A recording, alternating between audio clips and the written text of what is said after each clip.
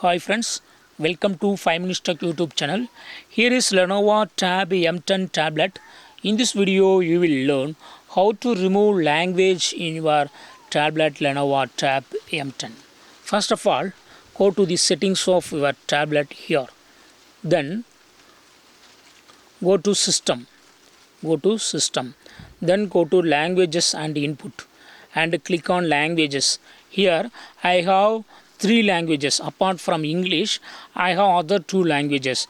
If you would like to remove language from the list here, just click on these 3 vertical dots and click on remove and select the languages to be removed and click on delete button and click on remove, and selected languages will be removed from your phone. In this way you can easily remove language from your phone language from your tablet Lenovo Tab M10.